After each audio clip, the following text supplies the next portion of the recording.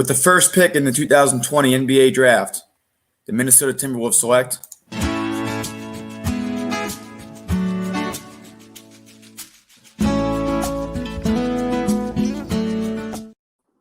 Ladies and gentlemen, welcome to the More Than Philly Sports Talk Show. I am Gavin, and thank you for joining us today at 11:30 on Wednesday. It's a special day in the sports world. Today in the NBA is the NBA draft, and as you saw from Zach's cutaway, we don't know who the Minnesota Timberwolves are going to take. We don't know. Could it be LaMelo Ball? I'm a favorite Anthony Edwards. We got a great show today with Dom Amoroso joining us talking the draft. Sorry about that. I had to move my screen. But here he is. Dom, how you doing? Gavin, Zach, great to be on with you guys today. Thank you for joining us, and ladies and gentlemen, Zach is here. Zach, how you doing today? I'm doing good. We got multitasking over here, so I'll be kind of in and out, but I'll do my best to be here. Dom, good to be here with you, and thank you for joining us today. Exciting day, NBA draft, a lot going on. Zach, why don't you give the people a little rundown on what's happening behind the scenes? So usually we have our virtual day where we have school, and then we have a lunch. Apparently, where Gavin and I usually do the show. You can probably hear in the background a little bit. I'll try to keep that on the download, but pretty much we're in a situation where I'm going to be doing multitasking because why not? Anything to do to keep the show going. Exciting day going on, so I'll do my best to chime in as much as I can. I'll be here. Gavin's going to be running it, but I'll kick it off with the first question. Dom, the Timberwolves had the first overall pick. They have some nice pieces they're starting to surround, whether it be with Karl-Anthony Towns and D'Angelo Russell. Do you think they should draft based on fit, or should they go ahead and draft the best player in the draft? And if so, who do you think that is? Well, I think when you have the first overall pick, it's about drafting the best available player. With the first overall pick. With that being said, I've looked at a bunch of different mocks. I was actually in a coach's Zoom Monday night discussing some, just some different, prospects and things like that, different trade scenarios.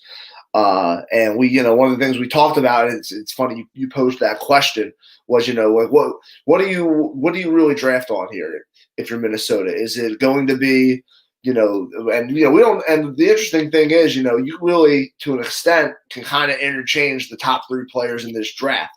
So, with that being said, I'm going to go out on a limb and say Minnesota drafts LaMelo Ball. Gavin, early, I don't know if you peeped the group chat that we were in earlier, but I kind of explained my theory behind it with that. It is a more than basketball pick for Minnesota with LaMelo. Well, Zach, Dom and Zach, I don't like the LaMelo Ball pick, and here's why. LaMelo Ball's game is hot and cold. Dom, if you watched their series on Facebook, and sometimes you catch it on YouTube, The Ball in the Family. There's a lot of things that showed me. It shows me LaMelo Ball's willing to care and wanting to try. Now that's changed ever since he's been from Lithuania and everything. But you can't do that in the NBA. You have to be there when you're playing. You have to be there and want to play. You can't pick and choose when you want to play and when you don't want to. And LaMelo Ball, and here's the reason why I don't think, even though LaMelo Ball might be the best player in this draft, and I argue otherwise, and I'll tell you why in just a second. But you could say that LaMelo Ball might be the best player in the draft. I argue differently, and here's why.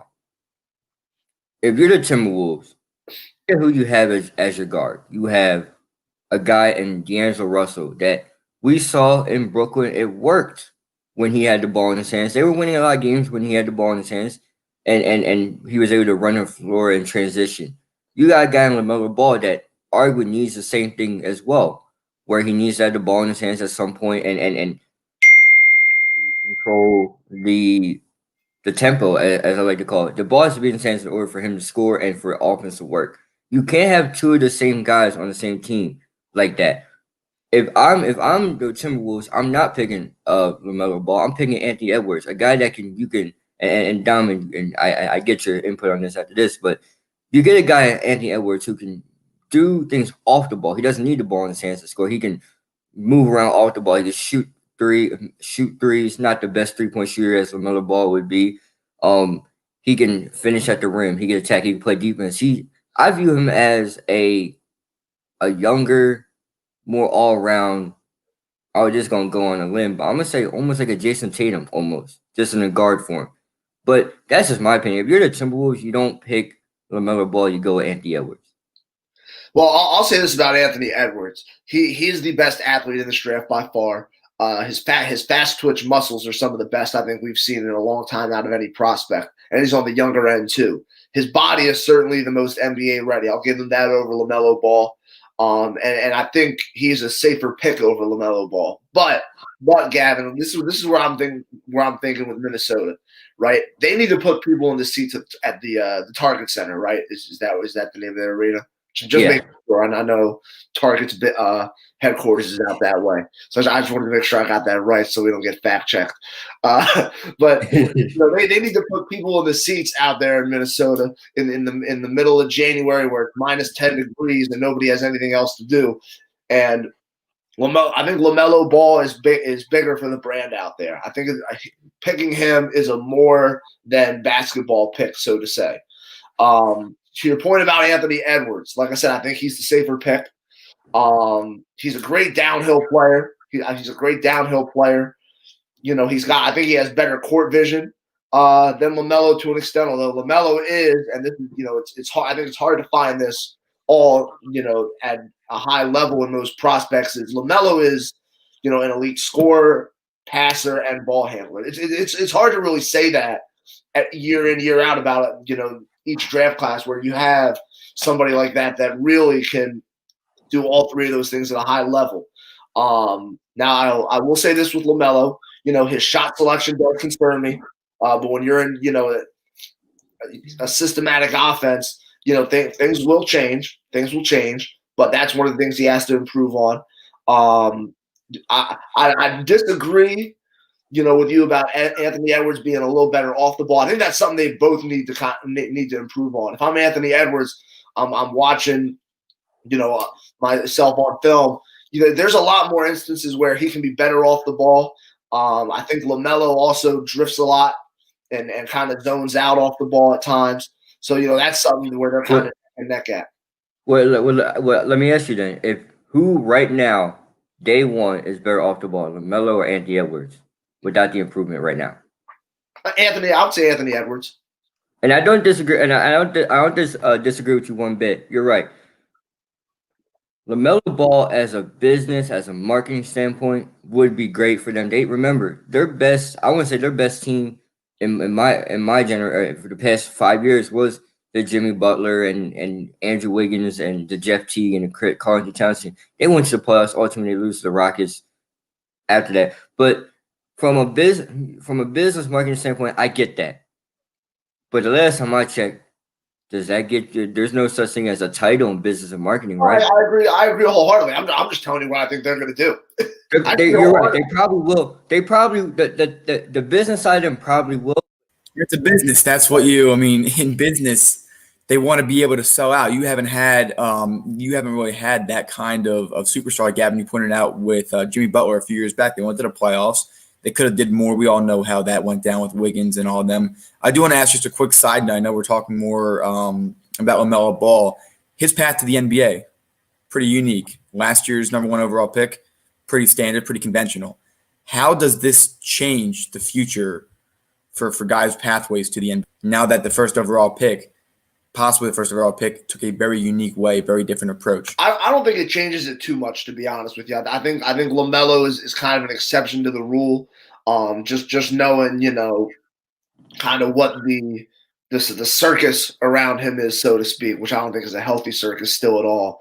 If you guys both know me, I'm really not a fan of the Ball family, and I don't think it's really a healthy circus.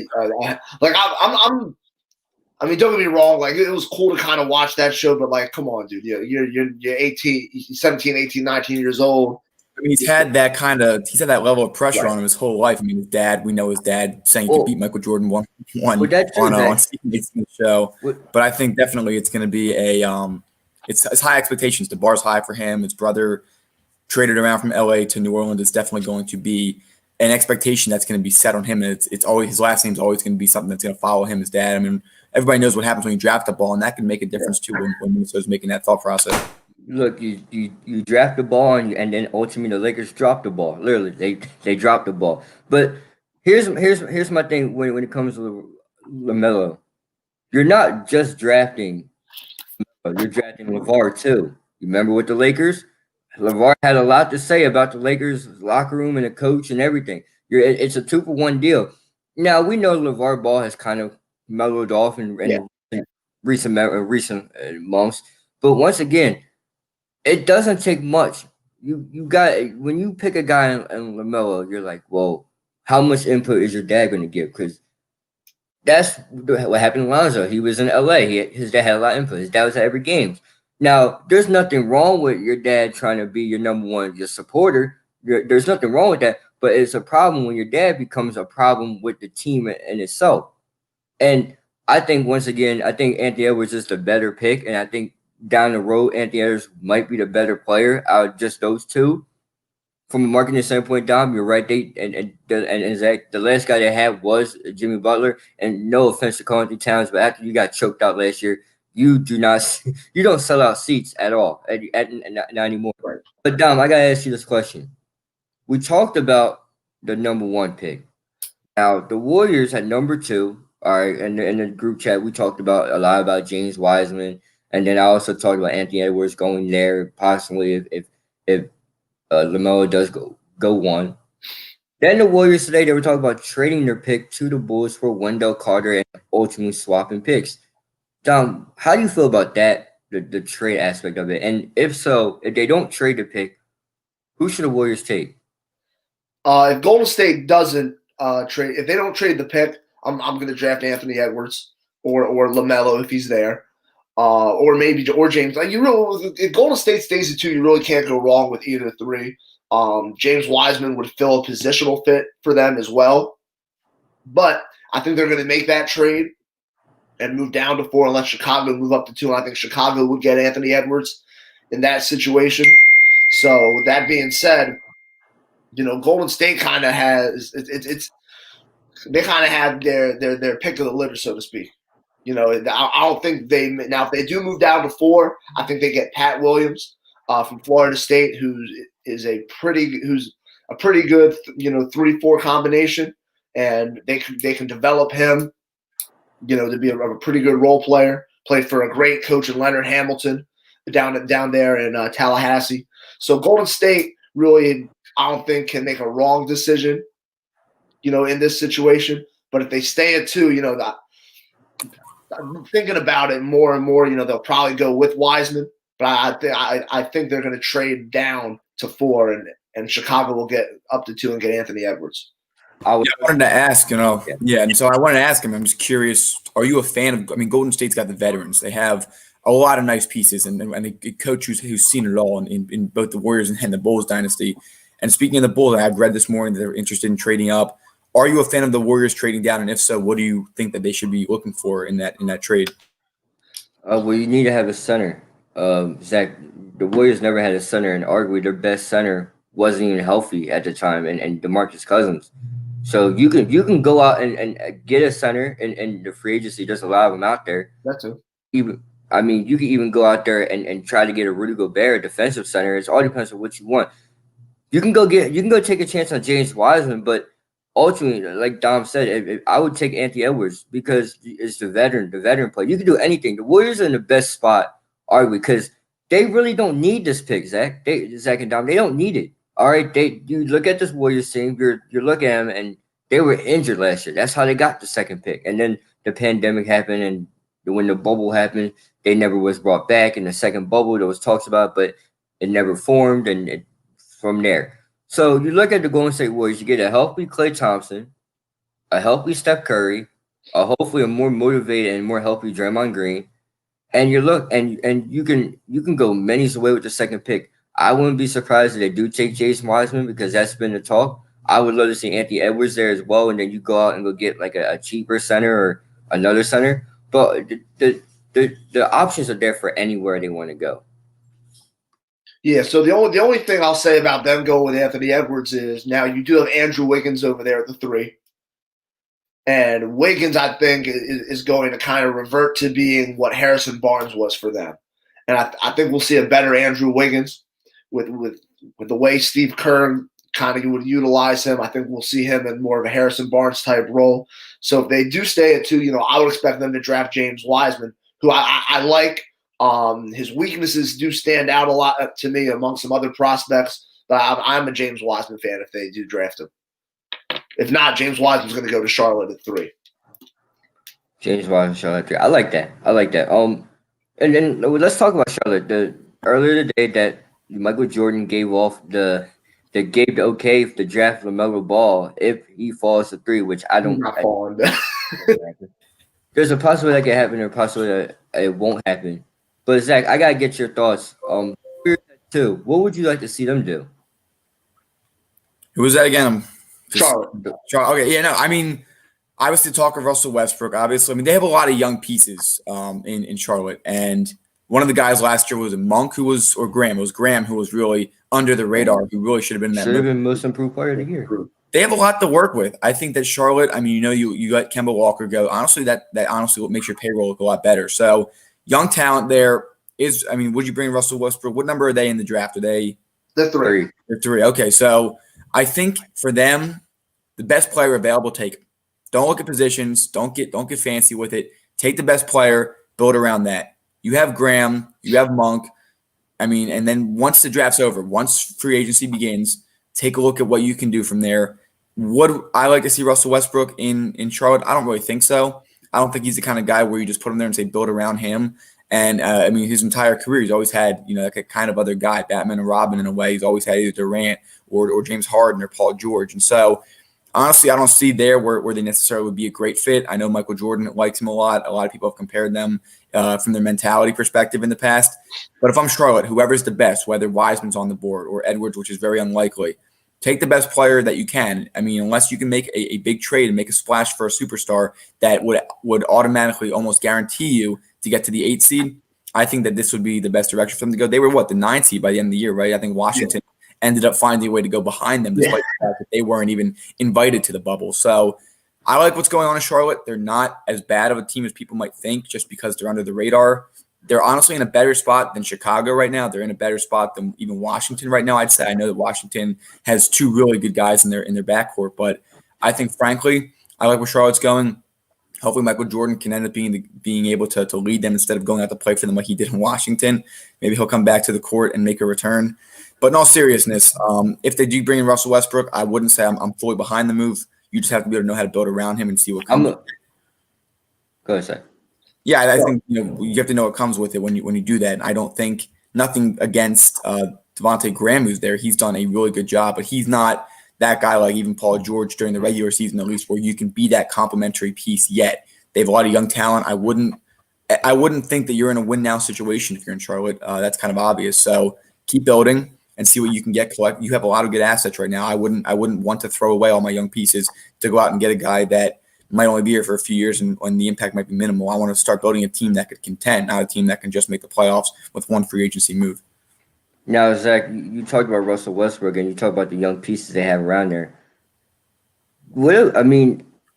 I know Chris Paul went to the Suns. Chris Paul would have went well there because Chris Paul is a young motivator. What if Russell Westbrook could be that guy? I know it's a little bit hard for him to maybe be that guy because the only time you could say he was without help, and I only consider that was when he won MVP, but he did have Victor Oladipo in that time, and Steven Adams is still there. Steven Adams is a guy that he always had. Even if it was just Steven Adams. Steven Adams is a phenomenal complementary piece for that style of point guard. I think that he knows how to get out of the way, clear out the lane, and then when going small ball in Houston this year, you had James Harden there, 2 guys who had won MVP in recent years. Of course, he had Kevin Durant. Of course, he had Paul George. It's nothing against Russell Westbrook. He is arguably the most athletic guy in the NBA. He is pretty much the fastest. He's one of those guys who can really get inside and finish. And I mean, we all know the triple-double story as well, which makes him look like a good team player. I mean, I'm not going to speculate on how he is in the locker room. He seems like a pretty good guy. We know that him and Philadelphia fans don't get along the best. That's kind of the big perspective. Zach, you're not a fan of him, right? Right. Well, I'm not. The only reason I'm not a fan of him is because of the Joel Embiid. I mean, that's the only perspective I have. I was at that game when Paul George hit the game winner and Westbrook's chirping at fans on my side of the court, and I'm like, I mean, just keep yourself on the court, keep yourself focused. I don't think he's a good fit for a young team rebuilding. I don't like him going to the Knicks. I don't like him going to the Hornets. Well, first of all, Zach. Well, the Knicks were in the conversation too. That's why I had to bring it up. Well, sorry to cut you off, but first of all, Zach, I gotta say this. No one wants to go to the New York Knicks, regardless of what the heck is going on there. All right, you couldn't look. There was a team that wants to win now. He should not be. Did y'all see the meme on He's Twitter not the guy today? to lead you through that. Did y'all see the meme on Twitter today? Someone made a Stephen A. Smith in 2K, and Stephen A. said New York Knicks need to draft me. So that's who the New York Knicks need to take. But on a serious note, the Charlotte Hornets are going to be fine. You have PJ Washington from last year, who no one kind of fell on the radar. Dom, we're looking at a situation where if you get the right system and these guys can play together, this could be a Brooklyn when you think about it. Remember, Brooklyn, they put all these young guys together. They put Jared Allen, they put Joe Harris, they had Dinwiddie, they had LeVert, they added a Russell, and Russell goes down with an injury, comes back next year, and what they do, they play well together. They had a system that worked. So that's all you really need. And remember, it's the East, ladies and gentlemen. The Nets, I mean, if the Nets are one of those teams that's really on a thin wire, and this could backfire really quickly. It could also go the opposite way, and they can go and win the title.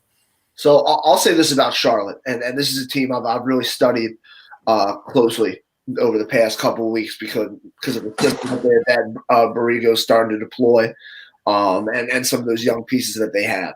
So that team is really designed to play downhill at a high level. When you look at the pieces that they already have, and Graham, Malik Monk, Terry Rozier doesn't seem to pan out as much as they thought he would. So with Russell Westbrook, kind of coming into that equation, I think Westbrook would help on the court offensively. I don't know about locker room. I don't know if he's, that's the biggest thing I was pointing out. He built like that to lead younger guys. Now, if they do draft James Wiseman, I think that's actually a really good fit for Wiseman, and it's a great marriage. Because Wiseman and Washington, that could be a deadly duo. And the thing with Wiseman is, and the backcourt's underrated too. The void for Charlotte. If you watch Charlotte offensively, the one thing that they're really missing is an offensively sound 5-man that can play down low. Yeah, I like Cody Zeller, but he's not, a starter. Cody Zeller's best prime, in my opinion. He's not a starter. He's good on the defensive end of the floor. He can get you a post touch when you need to, but he's not really a threat down there. James Wiseman is a good low post threat. He's a great player in transition, which is a lot of what Borrego's trying to get those young guys to do more of, is just playing in transition. Then if we're stopped in transition, we play downhill. And Wiseman's great for that. He's great at running the floor. He's a great transition finisher. Now, Wiseman is still really raw. Whoever gets him is going to have to, really make sure they have a sound development plan for him because he's still fairly raw. He had limited game experience in college. And his scoring range is still limited. And the one thing I don't like about Wiseman is, and this is where I don't know if Russell Westbrook's there, he's going to be the guy to get it out of him or start to get it out of him, is he has a hot and cold motor. I think the best motivator, the best teammate, the best good guy all around is Chris Paul, and he has a great Phoenix is going to look pretty good in this. Gavin, anything else on this topic? I have two more questions for Dom as we continue to wrap up. Not much. I'm just excited to see how. I do got one question later. It's about the Sixers, but go ahead. No, that's where I'm going with it. I am going to ask 76ers 21st overall pick, correct? 21st. Yeah. Eagles also had the 21st, and they dropped the ball with that pick. Listen. Don't start. It's about your New England Patriots, so it is going to be positive. Listen, don't start. Control the weather, but I do want to get back to the Sixers. Justin, really need shooting or depth at the big man. What do you think that their number one priority should be, and what are some potential suitors you can expect to see in the bottom third of the draft? So I think the Sixers need to really start, especially. Well, let me say this first. The Sixers aren't going to answer their questions in the draft. Now that being said, I think they're going to draft a 2 guard at 21. 3 names I got for you guys to watch out for, for them to draft at that 21st pick are Desmond Bane out of TCU, Tyrese Maxey out of Kentucky, and Josh Green out of Arizona. Get the dude from Kentucky, Zach.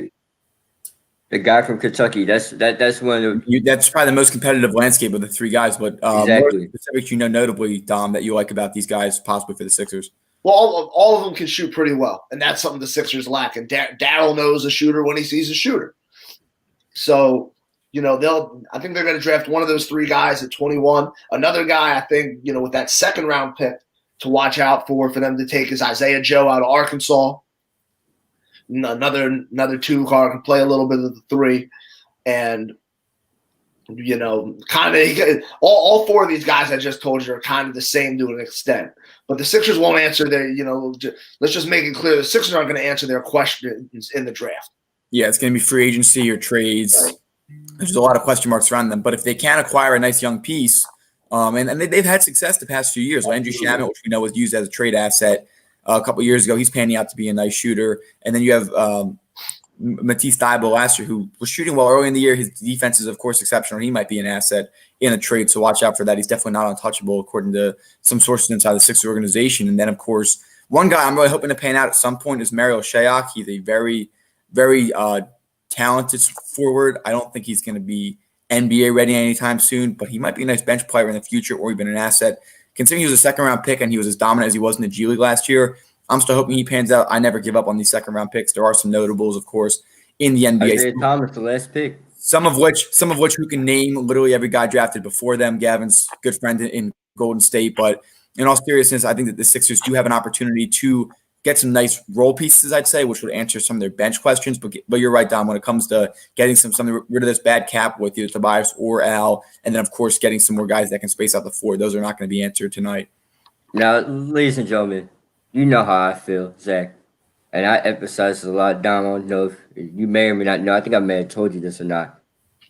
Ladies and gentlemen, my philosophy is sometimes you got to go with the obvious pick, Howie Roseman. I'm talking to you. I know this is totally opposite. But there's a guy from LSU that tears up defenses like Clemson, Georgia. It was like, there was one more, right? Bama. Bama. But you get a guy from TCU. Okay. I see difference.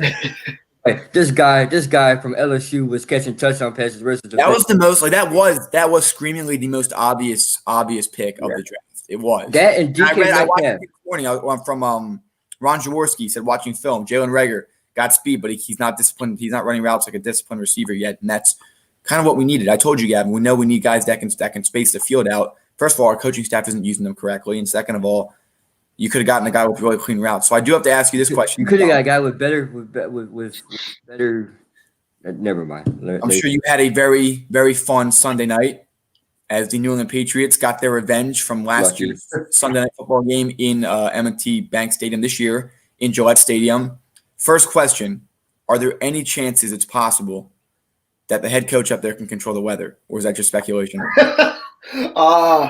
Maybe a little of both. Because that was a little thin. I mean, we had it here too. It was a thin, very heavy rainstorm, and it happened right at the time of that final drive. But in all seriousness, they played a heck of a game. The coaching staff, of course, always preparing these guys. I'm shocked that J.C. Jackson is not on the Pro Bowl voting list. I'm sure you can voice a thought on that as well. He's got 6 interceptions here, or 5, I think. Yeah. One of those two. He's one of the top guys in the league with interceptions. And then, of course, the running backs continue to impress for the New England Patriots. And one of their guards, I forget his name, but he's one of the top 25 rookies according to some of their rankings. Patriots always find a way. Do you think that they can make a run for the playoffs, number 1 and number 2? Some thoughts just from that game. Yeah, I watching that game Sunday night, I think these guys could still play with mostly anybody in the AFC. Kansas City and Pittsburgh, I think, are still in another tax bracket, compared to what the Patriots can handle. I think this team gets lost kind of in the rest of the development of two of the 4 other teams in the AFC East. Obviously, nobody's talking about. Let's not even get started about the Jets. But hey, go ahead. If you want to talk about the Jets, that's your guy right there. On Miami, I'm really starting to like Miami system a lot. Yeah. Brian Flores, who's a Belichick disciple, is doing a really good job in Miami. Tua is starting to come around. I think they're good. It's the storyline to kind of hunt for in the AFC East. Buffalo just continues to play solid week in and week out. Even though that was a heck of a final play on Arizona's end on Sunday, and I thought that was hilarious that Kyler Murray had to watch it on the jumbotron because he couldn't see over anybody. But I think the Patriots. I'm not saying they're gonna pull out a playoff spot this year necessarily, but I think they're still very competitive for sure. It's going to come down to the wire with them.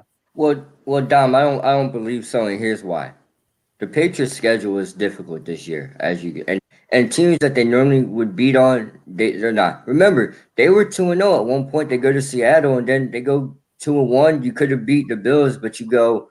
Well, they've been in every game. They've been in every game. Unless I'm not remembering something correctly, except for maybe the game with Brian Hoyer and Jarrett Stidham. I think every No, game they were in that game too. They were in that game too. They've been in, and it's come down to the wire pretty much. The goal line stand to Seattle, the fumble against Buffalo. There's no reason to believe that this team can't make it work for now. I don't know what the plans are under center in the future, but Josh McDaniels is a heck of an offensive coordinator. He can make it work with Cam. I think that they really don't have that much talent per se, but they have discipline. When you have discipline and you guys can do the basics, do your job, it's worked for 20 plus years. There's no reason to can't work. Which is something the Eagles lack, by the way, Gavin. Discipline and just doing the basics. All right, listen. I know what, ladies and gentlemen, this is on Sundays. He throws shots at the Eagles for no reason. No, but the Eagles are poor. Listen. It's poorly coached. That's what it is. And it's always been that way, though. It's always but you're been telling that way. me. Look. They're but there's no defending the fact this team's coached poorly. We say it every day, day in and day out. I know, but here's the thing. First of all, the New England Patriots are nothing too special either. All right, they're really they're not. They're really not. Never have in their 6 rings. But it's just a philosophy of do your job. Those words right there, do your job. No one knows what the true meaning of that. And when you ask them, it means do your job. Like if your job exactly, what's our job? Don't get fancy with a double move. Don't try to do. If Tom Brady, if your job is to one-handers, no this, no that, no pump fake. Like you keep it. If you keep it basic, it's this idea that if everybody keeps it basic, it's a building block that ultimately leads to success. Versus like Carson Wentz trying to do too much, but his offensive line's not holding up, and then he ends up fumbling the ball. Right. If your job is just to block through the A gap, and then your quarterback just hits a slant over the middle, and the wide receiver just runs the slant cleanly, all of a sudden it all adds up, and you have a successful play. And the one thing that the New England coaching staff always does a good job of is the fact that I think they don't go outside the walls of a particular player's skill set. Okay, we know Cam can do X and Y, but he can't do Z. So we're not going to do Z. Yeah, that's the problem with the Eagles. They're asking these receivers to do option routes when they're too immature to they're doing the complicated stuff. Your offensive line's not good enough for that. And here's my biggest thing. You can't expect John Hightower and Jalen Reagor to be able to read a cornerback and option route. Remember, Zach, it's kind of hard, right? It's kind of hard and people hate on Carson Wentz for a lot of things, and it's all pretty bogus. Zach, it's kind of hard to do your job when you're being put in bad situations. You don't have an offensive line, right? Look, Deshaun Watson can vouch for that. It's kind of hard to do anything when we don't have an offensive line nor any receiver to catch the ball. And then if you put it like this too, like it's the same. We're watching in New England, Dom. Cam Newton doesn't have that great wide receivers. We saw it. They almost lost to the Jets. But they do their job. That's the key thing. They do their job, and they're really not being stupid. And this comment says the Eagles have no idea who they are. I think it's the culture and coaching and Carson. I don't know about Carson, but I do believe maybe some games you'll run the ball 28 times and win, then the other day you'll throw it 50. Right. By the way, Miles Sanders has never had a carry for more than 20 carries in a game. They haven't. Just so I get that out there. This team, it's just a difficult situation. It's a basic concept. Don't teach guys to do things they really aren't capable of doing. They work with New England. They work within the vicinity of what the players can do. Look at Miami. Miami's best offensive player is Parker. They don't really. I mean, Jakeem Grant's a nice little piece for them. They had one. They don't give Parker the ball every day. I had him for fantasy. He only got 50 yards this week, and they didn't need to. Myles Gaskin came out of nowhere for them. They signed Matt Breida and Jordan Howard in the offseason. Howard's just released, by the way, but they go out there and they don't ask too much of these guys, and their defense is spectacular down in Miami. Their defense is, I think, it's mostly New England's defense, but again, the linebacking core up, and then you have in the secondary, what is it, Eric Rose, Xavier Howard, and Byron Jones. I forget the other safety. Don, before we going back to basketball, I know that's. Does James Harden get moved tonight? Yes or no? No. I think end of the week, beginning of next week. And where is this? And what team would this be? Brooklyn. What do you think? What do you think the asking price will look like? It's going to be a lot. It's going to be a lot. If it's not Kyrie and KD, it's going to be Harris. It's going to be. It's me, Dinwiddie, Harris, LeVert. You know, Brooklyn's going to have to pay a hefty price to get Harden over there. Do you like the idea, or do you think it's going to be a little bit too much for a team that still hasn't even seen what they look like with their 2 superstars? Yeah, and you know, like you just said, we don't know what KD and Kyrie are going to look like together. And the only other question I do have with adding Harden to that to that team, excuse me, I'm out of it today, is there enough shots for all three of those guys to go around on a nightly basis? You got to look at what Steve Kerr did. Steve Kerr did it excellent. Kevin Durant, Steph Curry, and Klay Thompson. And Draymond Green was okay with not shooting the ball as much and doing what he wanted to do, is just play defense.